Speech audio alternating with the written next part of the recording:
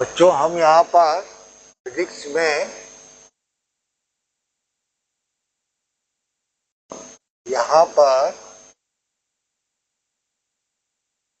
गुरुत्वाकर्षण कर रहे थे।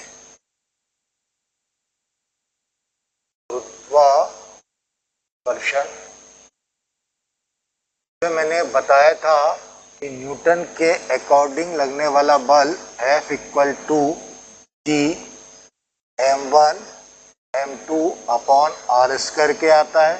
दूसरा स्मॉल जी और कैपिटल जी में संबंध बता दिया था, G equal to Gm upon R square के इक्वल होता है। और तीसरा मैंने ये बताया था G के मान में परिवर्तन, ठीक, ये बताया था। और इसमें से इसका एक पार्ट मैंने बता दिया था, ठीक है, आकार या आकृति के कारण, ठीक है। ये दो के कारण मैंने आपको एक के कारण बता दिया था। आज मैं आपको ऊंचाई के साथ, एक ऊंचाई के साथ G के मान में परिवर्तन बता रहा हूं।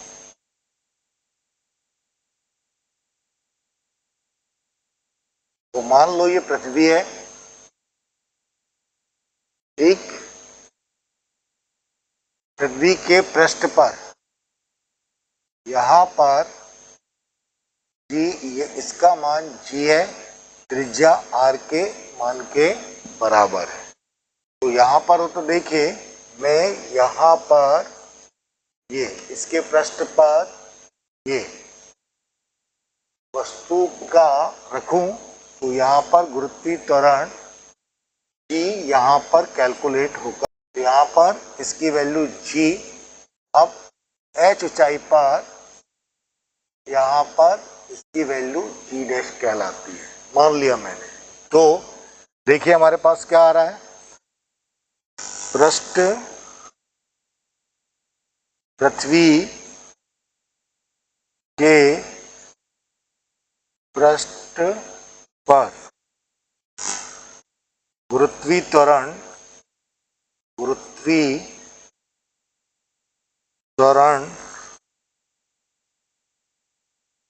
G है और ऊंचाई H पर इसका मान G डैश है, ठीक। तो पृष्ठ पर इसका मान G और ऊंचाई पर इसका मान कितना मान लिया मैंने, G डैश। देखिए आपके पास क्या कंडीशन आ गई, पृष्ठ पर G इक्वल टू कितना आ गया, Gm अपॉन आर स्क्वायर, समीकरण नंबर 1।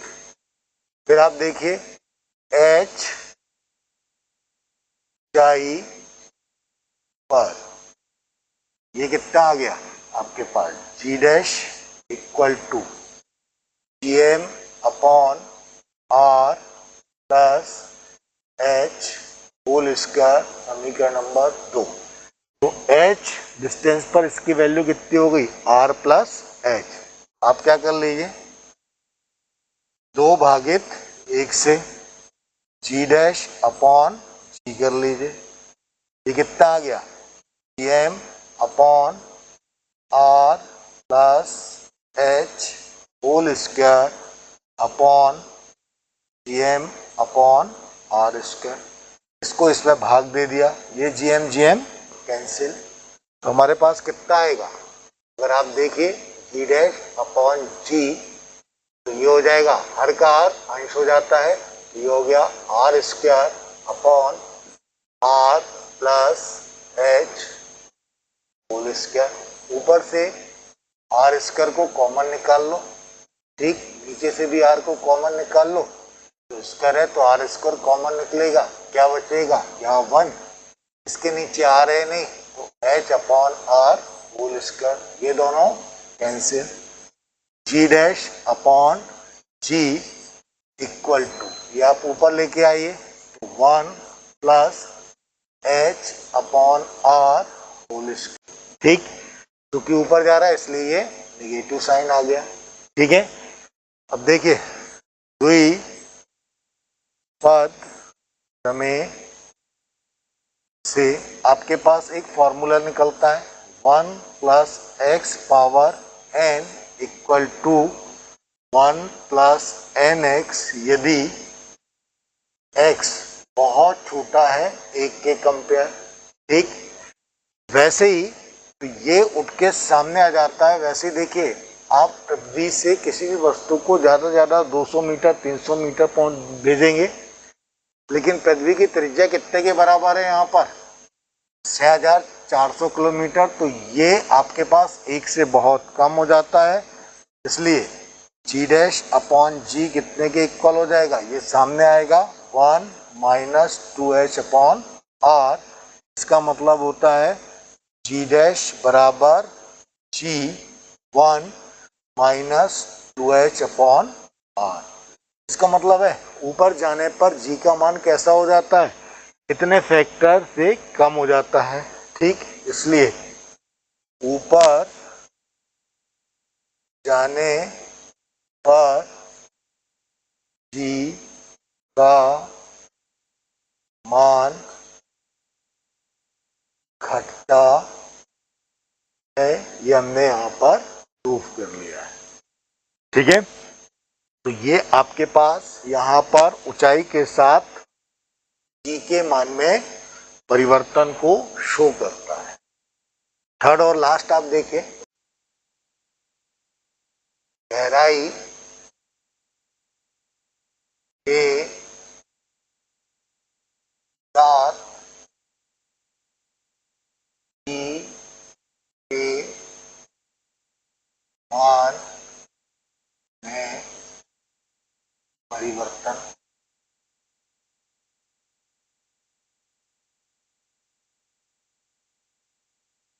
देखिए मैंने क्या कर दिया, ये पृथ्वी को मान लिया, ये ठीक, तो ये यहाँ पर पृष्ठ पर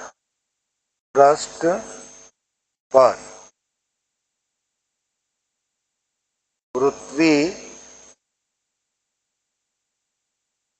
त्वरण जी, तो हमने यहाँ पर क्या मान लिया, इसका मान जी के इक्वल मान लिया, ये जी हो गया हमारे पास, ठीक, इसकी त्रिज्या कितने के बराबर है, आर के बराबर है।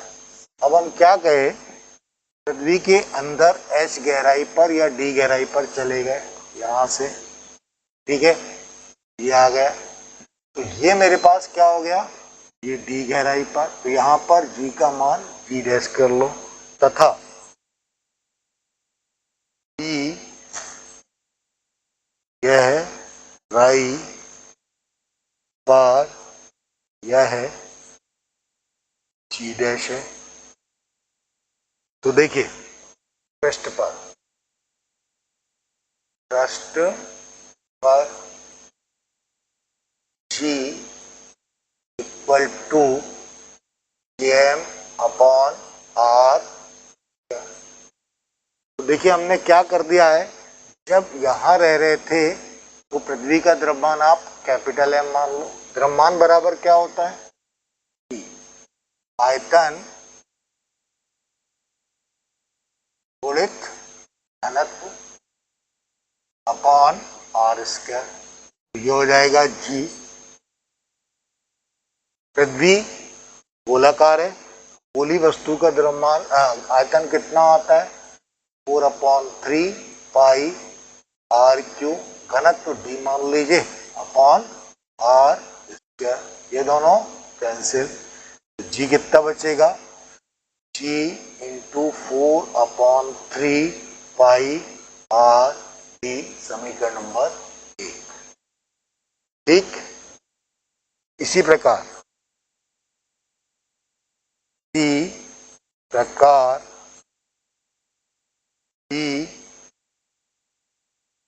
गहराई, अपन डी गहराई पर चले तो जी की जगह अपन जी डैश कर देते हैं, ये हो जाएगा जी। द्रव्यमान आप एम डैश मान लीजिए। जब आप यहाँ पे तो ये पृथ्वी कंसीडर कर रहे थे, डी गहराई पे गए तो आपको ये वाली पृथ्वी को कंसीडर करना पड़ेगा और इसकी त्रिज्या कितने के इक्वल हो जाएगी, आर माइनस डी के मान के बराबर आ जाएगी। ये कितना आ जाएगा, R minus D whole square. ठीक, आपके पास क्या आ जाएगा, E dash equal to G, M dash कितना आ जाएगा 4/3 पाई, आर क्यू की जगह R minus D whole cube, और ठीक डेंसिटी डी मान लो। ठीक, और ये हो जाएगा R minus D whole square. ये दोनों कैंसिल, तो डी डैश इक्वल टू कितना जाएगा, जी into 4/3 pi R D into D. समीकरण नंबर 2, 2 भागित 1 से आप ये देख लीजिए, जी डैश अपॉन जी। ठीक है, जी डैश की वैल्यू कितनी आ गई, G into 4/3 pi R minus D into D upon, G की वैल्यू कितनी आ रही थी 4/3 पाई आर डी, ये D D cancel, pi pi cancel, 4/3 cancel, G G cancel, तो R minus D upon are.